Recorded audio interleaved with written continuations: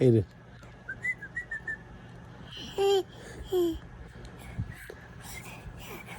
Alright, what's going on YouTube? This should be better quality. No more excuses for shaky video. No more excuses for just bad clips. I hope this should kind of alleviate the issues of what I was using the iPhone.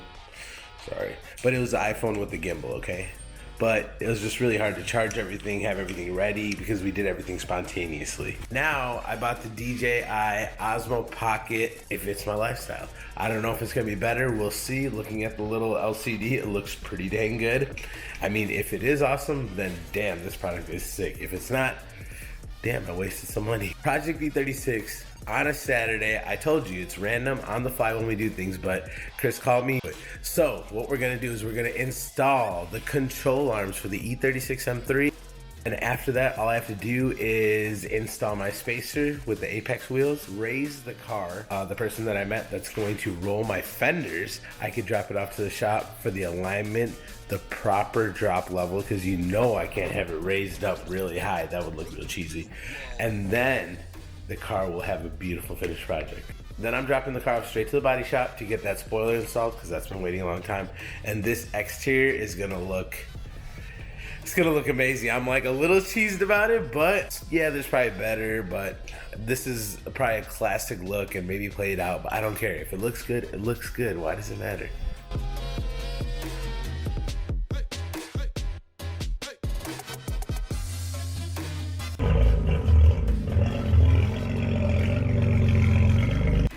Alright guys, finally at Chris's house, we're starting the control arm. I'll try to give you as in-depth of a video. My wife gave me some constructive criticism. She said, don't be lazy, boy. I got this camera.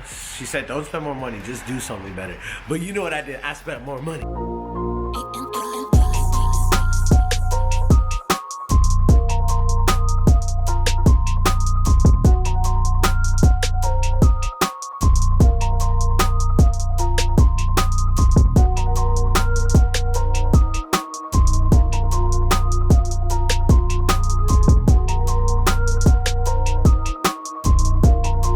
The coilovers of the KWV2s, that's the reason why I can't put the Apex yet, because I need a spacer in order to put the front on.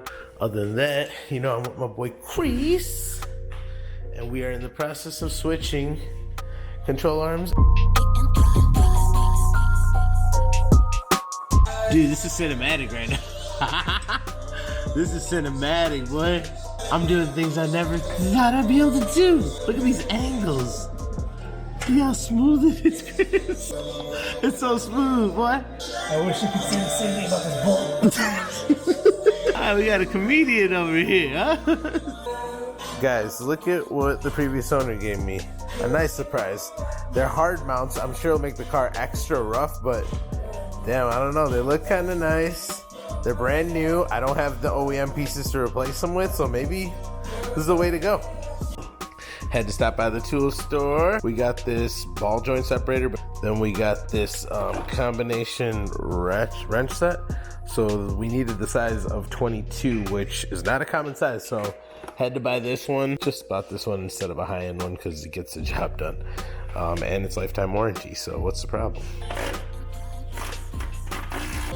Let's get over it. He said I couldn't do it. He said I couldn't do it. I'm gonna put it in place. You just fuck. No, I'll do it. I'll do it. Place and then you. Oh, okay. It's the only place I can lock it. Worst part of this install is literally this right here, taking off that middle bolt. The other two in the back toward the back of the car, and the one toward the front, very easy, but this middle one is gonna ruin your life and your weekend, okay? Advance warning, ruin all your plans. Just make sure you have no other plans set up for the goddamn weekend. But we'll get it off, but maybe we'll just do one for today. Guys, this bolt on your control arm will be the bane of you. Every video on YouTube is a complete lie. They just start putting the wrench on this, the 22 inch, and then a second later it's gone. It just comes off. But that's not true. In real life, this shit will fight for its life. It will fight for its spot on that control arm. And it will make you want to hate that E36, possibly sell it, tow it to a shop, do all these crazy thoughts. But ultimately, we got it off. We got a new one, thank God, because we basically stripped it. Now we're back in business. Let's go.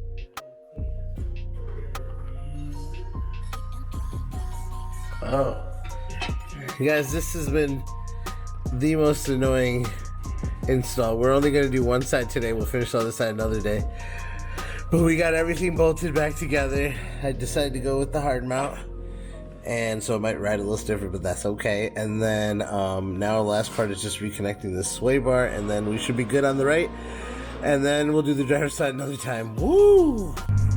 Guys, I am happy to report my steering wheel had an off-center feeling to it, and it was off-center. I always had to cock it to one side in order to keep it straight. But after just doing the passenger side control arm, the car is feeling so planted. It's dead on center, and I haven't even got my alignment, and I haven't even changed the shitty tires that are on here.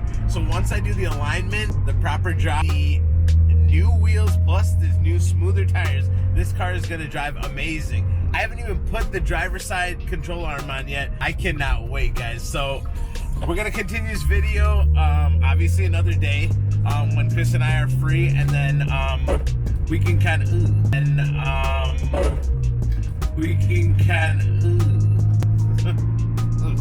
that was bad. So we'll try to continue this another day.